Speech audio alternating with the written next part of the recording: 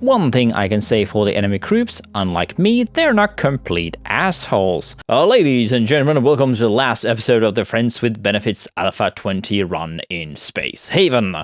This time we are finishing up the game run and sorting out all the loose ends on our task list. Let's start with the ships. We are able to fight off any boarding parties, that is not really a problem. However, the enemy ships can overpower our shields and cause damage to our ships in ship-to-ship combat, and I wish to become invincible in this game. So we need to redesign the ship and put all focus to the fighters, as that seems to be the way to make the fleet at least nearly invincible. Of course, it also helps in crew combat when the enemy decides to split their forces and start attacking derelicts in the sector, hoping that they would be easier prey. Spoiler alert, this derelict was not easier. Filled with alien cores, the pirates got ripped apart while fighting in the derelict. But I will admit, I do give them credit for being so eager to send more and more crew to the derelict. At the end, I recovered 14 pirate corpses from the derelict when I eventually boarded it. The pirates also had a slowly growing problem in their ships in the form of evolving alien cores. Well, that would be their problem in the end. The pirates simply won't last that long for the alien cores to fully mature. While the pirates did not have time to fight the evolving alien cores, unfortunately, I do get to fight them, as I managed to miss one of them while scouring the pirate ship, and the alien core actually fully evolved and started forming eggs in the ship. Fighting pirates again over here, it is obvious that our shields are going down way too fast. While we do win this fight, we need to upgrade the ships for these fights, as we do not want to get damaged.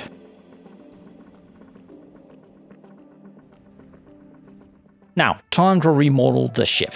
We have relocated the fleet to a safer system that allows us to remodel the ship in peace. The smaller ship now has 8 fighters deployed, time to move to the main ship. The fighter bay will be placed to the fore of the ship, the same as in the smaller ship. This means moving the shield generators and some of the cryosleep chambers to the aft of the ship. And finally, we are done. We have the 8 fighter bays on the smaller ship and 10 fighter bays on the larger ship. We should be able to shred all enemy ships to pieces with this firepower, or at least that is what I hope will happen.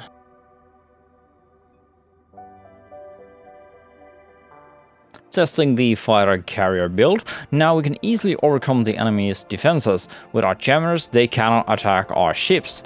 This means that they are just sitting there and taking a beating.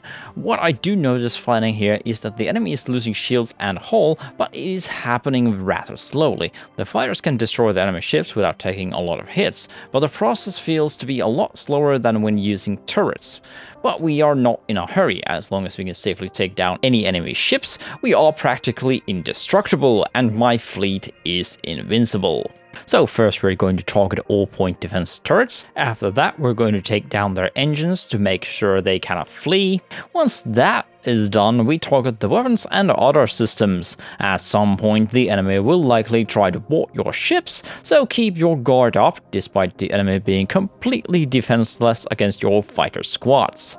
Then you either board the enemy ships or keep shooting them until their hull gets destroyed. I'm not going to lie, this is a more boring way to play than fighting with turrets. I also tested the same tactic against a pirate base, and the same tactic works here as well. The base has no chance of surviving. It is just a war of attrition. Slowly the base loses the ability to sustain life as major systems are taken down by fighters, and then we go in and mop the surviving pirates. One thing I can say for the enemy groups, unlike me, they're not complete assholes. They actually try to keep their prisoners alive, so when they capture any of my crew, all I need to do is go back in with another crew and reach the prisoners to free them. Then we can fight the enemy with them again, as they do not consider dearming their prisoners. Very considerate of them.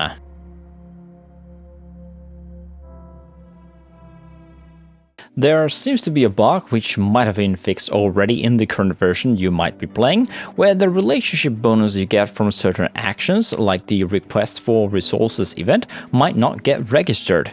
So in here you see the +2 relationship bonus for accepting this trade, and I know I'm already maxed out here with my relationship with the military alliance, but even when that is not the case, the relationship bonus is not given to you. Hopefully they will fix this bug soon. I believe this is the biggest pirate ship in the game, and I was expecting a rather huge fight. They had 6 fighters and 4-point defense turrets, and we had 18 fighters available. So counting in numbers, we could mess this up, but it still should be a pretty easy win as long as we don't give their turrets a chance to support their fighters. The ship itself could be a problem, but with the jammer active, we can easily just let our ship chill and pummel them with our fighters. This was the biggest fight so far that we had fought against a single ship, and it would remain as the biggest fight right up till the very end of the game. Without spoiling too much, the game offered very little challenges with the fighter carrier tactic, but the last boss fight in the main quest line was absolutely devastating. I believe I had to rebuild my fighter fleet 3 times to finish that fight, and I also upgraded my fleet to 21 fighters. Would another tactic been better there? Hard to say, but I do know now that 8+ turrets can cause heavy damage to a fighter fleet. Okay, so let's go over the tactic. So first we take down the enemy fighters as far away from the enemy turrets as possible. After that, we attack their point defense turrets. Once that is done, we take down their engines to cut off any escape attempts.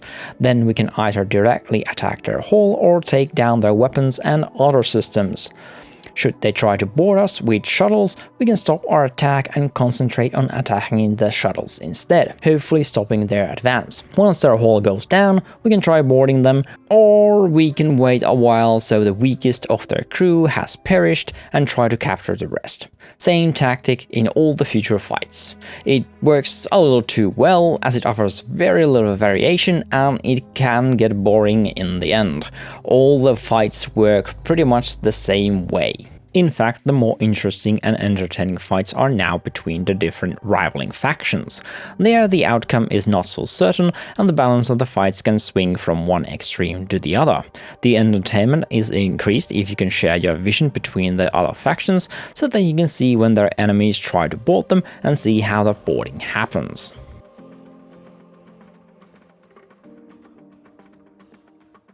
We are now finally wrapping things up here. As you can see, we have explored all star systems on this map, save for the one very special one here, but that is related to the main quest and we will be finishing that up very shortly. The game has an exit point, and for me the point was here. It allows you to travel to the next galaxy, which as far as I understand is like a new game plus feature. You can continue what you have, but the difficulty will be ramped up. Once you enter the next galaxy, it pretty much just starts a new game with the current ship and crew. This also resets the main quest.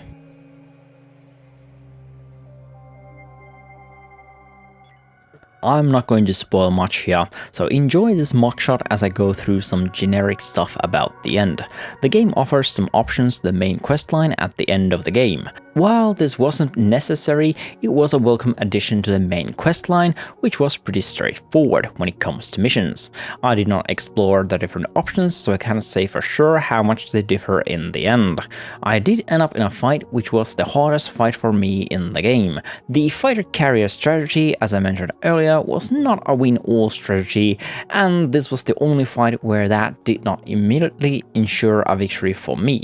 I did win with the strategy eventually, but I had to rebuild my fighters about 3 times to win the battle. After the final mission, the game still allows you to finish up the game a couple of ways.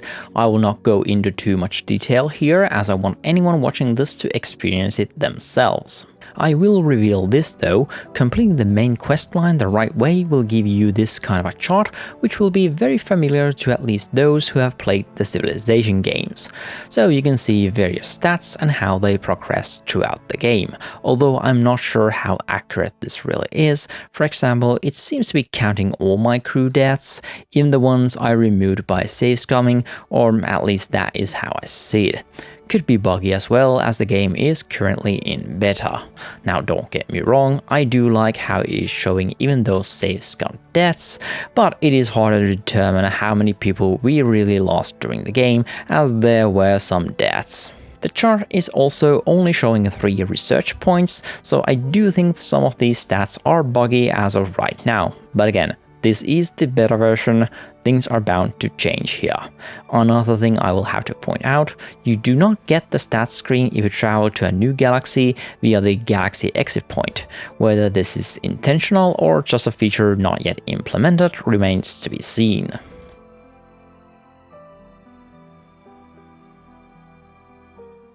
Let's start the post-mortem of the run. First off, I should have finished this run sooner. I took way too long to get this stuff finished. As for the combat, the fighter carrier build was overpowered. So overpowered that I think a nerf will be coming to the fighters, or they use something else to make repelling the fighters easier.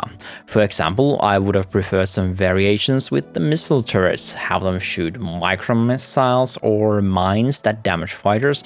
That would have been a great addition. Also, more hull breach weapons would have been great. Being able to board enemy ships, plant explosives that destroy weapons or cause fires, that would have also been a great addition. Progress in the first half of the game was slow and mistakes were devastating, but the brutal difficulty never really felt that hard. Next game I will have to increase the difficulty by some other means. One thing I wanted to test out in the game during this run was the faction system and the reputation system. This proved to be a disappointment. The only benefit I seem to have gotten by befriending the different factions was the fact that I could more easily negotiate visiting other ships or sharing my vision with them, which did prove entertaining in the end of the game, but it had very little actual benefits while playing the game itself. So no, we did not really gain many benefits by having friends in the game. I did like the run and the game was very fun to play. I will be visiting this game in the future, and I got my eye on Buckbite and their games, and especially Spacehaven 2, should that ever become a reality.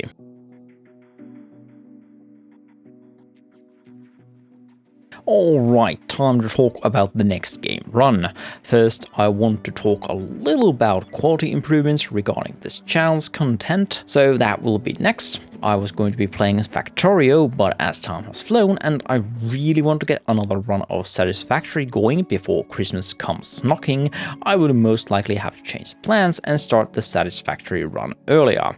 I have also bought all the DLCs for Oxygen not included, but my last run on that was with the Spaced Out DLC, so plenty of new content there as well. So many games to play and so very little time. Anyway, that is it for Spacehaven, at least for now. I'm pretty certain that we will be back here playing this game in the future. But thank you all for watching, and bye for now.